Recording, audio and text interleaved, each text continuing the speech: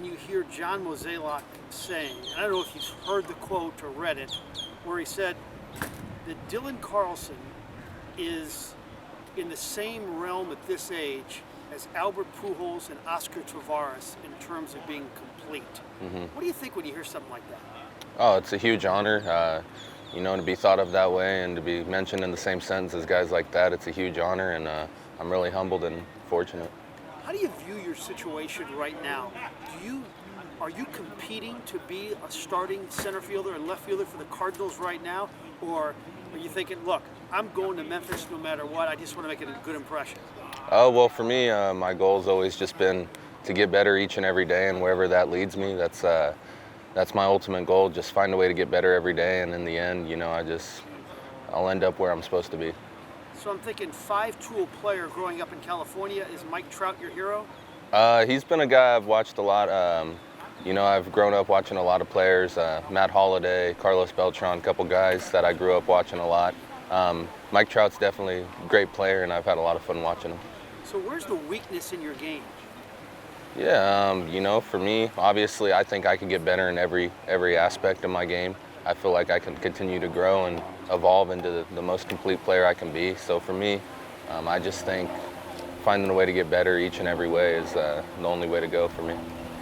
How about what you want to accomplish, like this spring training in particular? What are your goals each day? Yeah, my goal for me is just find a way to get better each and every day. So always trying to learn from all the veterans in the clubhouse. I'm obviously real fortunate to be surrounded by a lot of great guys in there, and just being able to pick their brains and talk with them is definitely a huge help.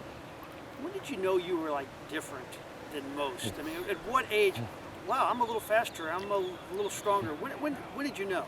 For me, honestly, I never really was the best player on any of my teams growing up. I had some really talented players, and I just always worked hard, and I just kept working and working and working, and eventually, I got to a point where, I was able to get drafted by the Cardinals, and I feel like, since then I've just had to keep working, and, here we are now.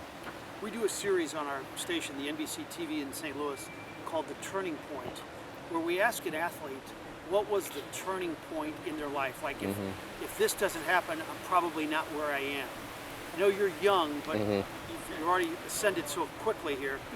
What do you think the turning point was for you? What was the moment?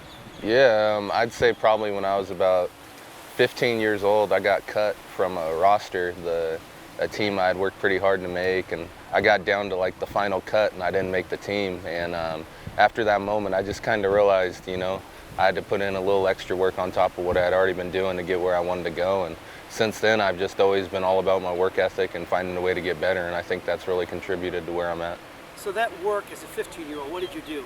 Yeah, so before it was kind of just, I'd go to practice, I wouldn't really put in the extra work on top of it outside. For me, my dad was a high school coach, so I was always around the field. So I'd kind of, I'd go to practice, mess around a little bit instead of being as focused as I could be, joining the practice, maybe even, finding a way to talk to the guys more often and get more involved in the game and learn. So at that point, I kind of realized just, I needed to do some stuff outside of practice alone to get better. So that snub has kind of stayed with you? Most definitely. It's definitely helped me and contributed to where I'm at now. And what do you think those 15-year-olds who made the team are doing right about now with their lives?